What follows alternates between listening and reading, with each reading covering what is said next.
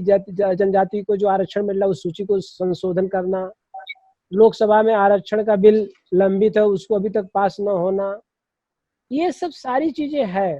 तो इनका ये भी काम है, गर्व से कहो हम हिंदू हैं, हिंदू राष्ट्र बनाना है, रामलला का मंदिर बनाएंगे, कांवर वालों पर फूल बरसाएंगे, उनका एजेंडा क्लियर है। अब रही बात माननीय अखिलेश यादव जी का, इनके भी आइडियल अलग हैं, इनके लोहिया जी आदर्श हैं, जनेश्वर मिश्र आदर्श हैं, और आपके जयप्रकाश जी आदर्श हैं, ये उनके आदर्श को लेकर के चल रहे हैं। माननीय लालू यादव जी के आदर्श अलग हैं, नीतीश कुमार जी के आदर्श अलग हैं। अब सवाल खड़ा है कि जो बाबा साहब भीमराव अंबेडकर का जो संविधान है, इसके मानने वाले और इनके आदर्शों पर चलने वाले, अब जब इस देश में समाज में सरकार बनेगी तभी काम बनेगा। अब सवाल है बहुजन का वोट तो 1000 टुकड़े में बटा हुआ है, क्योंकि इनके आदर्श अलग अलग हैं, और आदर्श अलग अलग हैं, ये धार्मिक रूप से अलग अलग बटे हुए हैं। अलग अलग तो मान लीजिए बहुजन समाज में एक ही पार्टी तो है, बहुजन समाज के सारे लोग तो बौद्ध धर्म को तो मानते नहीं। अब बहुजन समाज के सारे लोग, मोस्टली लोग, आबादी के अनुसार 97 करोड़ हिंदू हैं, आपके 17 करोड़ मुसलमान हैं, 2.5 करोड़ सिख हैं, 1 करोड़ बुद्धिस्ट हैं। अब सवाल खड़ा हुआ कि केवल जो बहुजन समाज जिसे कहते हैं, जो मेजॉरिटी में जो पूरा का पूरा हिंदू समाज में बना हुआ है, तो ये अपना आदर्श किसको मानता है? जब आदर्श अपना बाबा साहब अम्बेडकर को मानता तो है, लेकिन जा करके अल्टीमेटली इसका गोल हो जाता आदर्श मानने का कि नहीं हमारे पास ईश्वर है, वो देवी देवताएं हैं, इसीलिए तो वे लोग कामयाब हो जा रहे हैं। ऐसी स्थिति जो बहुजन का जो वोट है तो एक जगह तो पड़ता नहीं है, इसलिए ये कॉन्सेप्ट होना है कि बाबा साहब अम्बेडकर को आदर्श सभी लोग मानते हैं, ऐसा भी नहीं कर सकते। इसीलिए जो पॉलिटिकल जो आंदोलन चलाते हैं वो सभी को मिला के चलते हैं, सभी को साथ लेके चलते हैं। लेकिन साथ तो कहते हैं सबका साथ सबका विकास, उधर सर्वजन हिताय सर्वजन सुखाय, इधर सभी को साथ लेके जितने भी पॉलिटिकल पार्टी हैं सभी को मिला के चलती हैं। लेकिन जिसका जो एजेंडा होता है, जिस पार्टी के मुखिया का जो एजेंडा होता है वो उसको लागू करता है। इसलिए राजनीति में जो लोग कर रहे हैं और जो हम लोग कर रहे हैं, तो हम लोग पॉलिटिक्स नहीं कर रहे हैं, हम लोग गैर राजनीतिक कार्य कर रहे हैं। जब हम लोग गैर राजनीतिक कार्य कर रहे हैं, इसका मतलब गैर राजनीतिक कार्य क्या होता है कि जो अपने SC ST OBC जो समाज के जो इंटरेस्ट है उसको हम लोग वॉच करते हैं, और उसको वॉच करने के बाद वो कैसे सुरक्षित हो इस पर हम लोग विचार करते हैं, और यदि उसमें कहीं कमियां आती है तो सरकार को ज्ञापन देने का काम करते हैं। लेकिन सरकार वो काम करती है जिस एजेंडे पर वो जीतती है, जिस एजेंडे पर उसको लागू करना है। इसलिए जो बहुजन समाज जो बिखरा हुआ है, क्योंकि इसके आदर्श बिखरे हुए हैं, आदर्श तो एक है नहीं। क्या किसी अभी आदरणीय हमारे जो सत्ता पार्टी है उसके अपना क्लियर एजेंडा है कि ये जो अनुसूचित जाति जनजाति को रिजर्वेशन का फायदा मिले ना मिले, और कोर्ट का क्या निर्णय आ रहा है क्या नहीं निर्णय आ रहा है, इसको लागू नहीं करना है, लागू भी कर देना है तो सुप्रीम कोर्ट कुछ उसमें कर दे, तो लोकसभा में आरक्षण बिल पास क्यों नहीं हो रहा है? अब सवाल खड़ा हुआ कि जो हम लोगों का जो विचार है, हम लोगों का जो व्यू है कि ये जो बहुजनों का वोट बटा हुआ है, और जो बहुजनों का वोट बटा हुआ है ये तो अलग इशू है, एजेंडा भी अलग अलग है। क्या सभी का एजेंडा ये है कि नहीं जब हम आएंगे तथागत बुद्ध के आदर्श को हम फैलाएंगे, क्या एजेंडा है? क्या सभी का एजेंडा है कि हम जब सरकार बनाएंगे, हमारी जब सरकार आएगी तो बाबा साहब अम्बेडकर के जितने भी विचारधारा है उसको हम लागू करेंगे? क्या एजेंडा है? उनका एजेंडा तो क्लियर था कि हमारी सरकार बनेगी तो रामलला मंदिर बनेगा, उनका एजेंडा था। लेकिन हमारे लोगों का एजेंडा क्या है कि हम आएंगे, सरकार में आएंगे तो बाबा साहब अम्बेडकर के स्मारक, बाबा साहब अम्बेडकर के परिवर्तन स्थल, बाबा साहब अम्बेडकर से संबंधित स्थल को जीर्णोद्धार कराएंगे, सुंदरीकरण कराएंगे और उनके शिलालेखों का लिखवाएंगे, जिससे कि उनके विचारों का प्रचार प्रसार हो सके।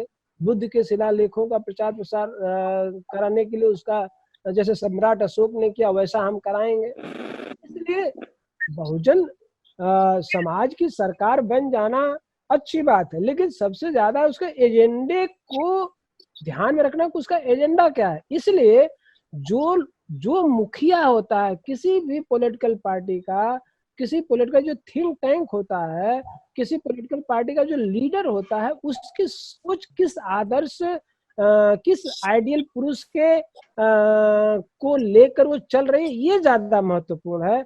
इस पर भी आप लोगों का हम ध्यान चाहेंगे कि इस पर गौर करिए कि ये बहुजन समाज बिखरा ही रहेगा, और जब बिखरा रहेगा तो आपको उद्देश्य को ज्यादा पकड़ना है या केवल बहुजन समाज को रटते रह जाएंगे हम लोग, अब बहुजन समाज बिखरा रह जाएगा क्योंकि इनके एजेंडा क्लियर नहीं है। एजेंडा क्लियर न होने के कारण अभी जरा देखिए, गहलोत सरकार वहां पर राजस्थान में मृत्यु भोज पर रोक लगा दिया। अब गहलोत जी लगा दिए, अब सवाल उठता है कि उनका एजेंडा रहा होगा, उनके मन में चला होगा, वो मुखिया हैं, सबको विश्वास में लेकर उन्होंने लागू कर दिया। इसी तरह से उत्तर प्रदेश में सामाजिक परिवर्तन स्थल बना, गौतम बुद्ध विश्वविद्यालय बना, फूले विश्वविद्यालय बना, डॉक्टर अंबेडकर विश्वविद्यालय बना, और आपके छत्रपति साहू जी विश्वविद्यालय बना, और बहुत सारे जिलों का नाम बहुजन महापुरुषों के नाम से पड़ा। इसके लिए तो किसी ने आंदोलन नहीं किया, लेकिन चूंकि सरकार का एजेंडा था उन्होंने किया। इसलिए जो बहुजन समाज के जितने लीडरान हैं, पहले तो ये डिसाइड करें कि क्या वे बाबा साहब अम्बेडकर को अपना आदर्श मानते हैं, क्या उनके नीतियों पर चलेंगे, क्या उनके आदर्शों पर चलेंगे, क्या उनके बताए हुए जाति के उन्मूलन के लिए उन्होंने कहा कि इस देश में जाति विहीन समाज का निर्माण करना है तो बौद्ध धर्म को अपनाना पड़ेगा, क्योंकि इसमें समता, सुनता, न्याय, बंधुत्व पर आधारित है, इसमें जाति विहीन समाज की संकल्पना है। और भारत को एक जो अच्छी दिशा देना है, जहां पर समता हो, सत्ता हो, न्याय हो, बंधुत्व, मानव एक समान हो, जहां मैत्री हो, करुणा हो, प्यार हो, मोहब्बत हो, जहां कोई ऊंच नीच न हो। क्या इस आदर्श को मान कर बाबा साहब अम्बेडकर को, तभी तो ये बहुजन समाज बनेगा। यदि ये बहुजन समाज है और उसके आदर्श बाबा साहब अम्बेडकर नहीं है, तो ये फिर बहुजन समाज किस बात का है? कैसे अपने को कह सकता है कि हम बहुजन हैं? कैसे कह सकता है कि हम बाबा साहब अम्बेडकर के संविधान को मानते हैं? अभी डॉक्टर प्रमोद जी बोल रहे थे कि यही बोधिसत्व बाबा साहब अम्बेडकर ने स्पष्ट रूप से कहा था 26 नवंबर 1956 को कि आप मेरे भाइयों, बहनों, छात्रों, तुम इस बात को ध्यान में रखो, जो बनारस हिंदू यूनिवर्सिटी भाषण दिया, कि ये विचार करो कि तुम्हारा जीवन संविधान पर आधारित है या धार्मिक ग्रंथों पर आधारित है। यदि धार्मिक ग्रंथों पर आधारित, तो कुल धार्मिक ग्रंथ जिंदा रखा जाएगा। यदि भारतीय संविधान पर संचालित, तो भारतीय संविधान जिंदा रखा जाएगा। लेकिन दोनों को साथ साथ जिंदा नहीं रखा जाएगा। आज सभी को न्याय भारतीय संविधान से मिल रहा है। रामलला जी को न्याय मिला भारतीय संविधान से, सबरीमाला मंदिर में महिलाओं को प्रवेश का अधिकार मिला, वो बाबा साहब अम्बेडकर की वजह से मिला, उनके संविधान की वजह से मिला। अभी पद्मनाभम मंदिर का नाम केरला में जो है सुना होगा, अभी सुप्रीम कोर्ट में ताजा फैसला आया कि वो शाही परिवार का रहेगा, लेकिन उसका 7वां दरवाजा खोला जाएगा, वहां के ट्रस्टी लोग करेंगे। ये संविधान के माध्यम से उसका निर्णय फैसला हो रहा है। और अब सारा चीज जब संविधान से चल रहा है, और संविधान को लिखने वाले परम पूज्य बोधिसत्व बाबा साहब भीमराव अंबेडकर हैं, तो ये जो बहुजन समाज के लोग हैं, जितने लीडरान हैं, क्या एक मंच पर एक साथ खड़े होकर के ये नहीं कह सकते कि हमारे आदर्श बाबा साहब अंबेडकर हैं बाबा साहब अम्बेडकर का संविधान है और उनके आदर्शों पर चल करके उन्होंने पूरे देश में जाति विहीन समाज के लिए जो बौद्ध धर्म दिया है, हम लोग अपनाएंगे, उस रास्ते पर चलेंगे, उस एजेंडे को लागू करेंगे, तब तो ये बहुजन समाज का संकल्पना होगा। लेकिन राजनीति में सबको मिला कर रखना है, सबको, चाहे वो एससी हो, एसटी हो, ओबीसी हो, माइनॉरिटी हो, चाहे जनरल के लोग हो, सबको मिला करके एजेंडा क्लियर होना चाहिए, सभी को इस एजेंडे पर लाना है। इसलिए कोई भी पॉलिटिकल पार्टी आवे जो बाबा साहब अम्बेडकर को आदर्श मानती है, उनके नियमों, सिद्धांतों, आदर्शों को इम्प्लीमेंट करती है, उसकी सरकार बने, तभी देश में सभी को सभी को कहेंगे ना न्याय मिलेगा, सभी को बंधुत्व मिलेगा, सभी को खुशहाल रहेगा, यह देश आगे बढ़ेगा। पूरा आज नहीं तो 135 करोड़ की आबादी इस कोरोना महामारी में, इस विषम परिस्थिति में एकजुट होकर के पूरे एक देश के साथ जो खड़ी है, वो केवल भारतीय संविधान के आधार पर ही हम लोग एकजुट हैं।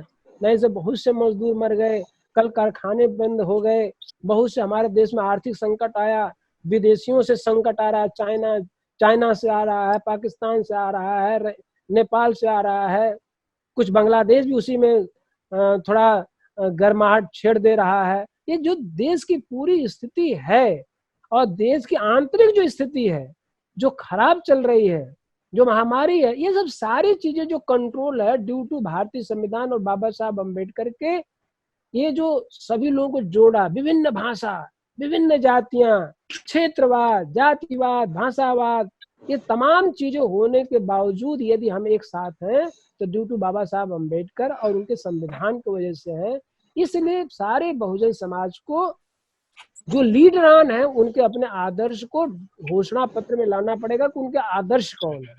यदि आदर्श क्लियर हो जाएगा तब तो आपको समझ में आएगा। अब उसमें आदर्श में मैं देखता हूं केवल आदर्श में बाबा साहब भीमराव अंबेडकर का एक पार्टी है जो अपना आदर्श केवल मानती है, बाबा साहब भीमराव अंबेडकर, वो बहुजन समाज पार्टी मानती है। अन्य पार्टी तो खुलकर कहती भी नहीं कि हम आदर्श अपना बाबा साहब अंबेडकर को मानते हैं। और जो आदर्श मानता है वो सारे लोगों को मिला करके, उसमें ब्राह्मण, ठाकुर, क्षत्रिय, अहीर, गडेरी, कुंभी, सारे लोग जितने भी जातियां हैं, जो चूंकि भारत तो जातियों का एक समूह है, सभी जातियों को मिला करके राज सत्ता जो होती है उस पर कामयाब होना, और कामयाब होने के बाद महापुरुषों के जीवन संघर्ष को लोगों के बीच में जन जागरण हेतु स्थापित करना का काम बीएसपी करती है। और बीएसपी इसलिए करती है क्योंकि उसके आदर्श बाबा साहब भीमराव अंबेडकर हैं। इसलिए बहुजन समाज के समस्त लीडरों से और अपने कर्मचारियों से, बंधुओं से अनुरोध करेंगे कि पहले अपने आदर्श को क्लियर करें, उनके आदर्श कौन है, तभी जा करके हम लोग एकजुट हो करके हम लोग इस देश में समता, सुनता, न्याय, बंधुत्व पर आधारित देश का निर्माण कर सकते हैं।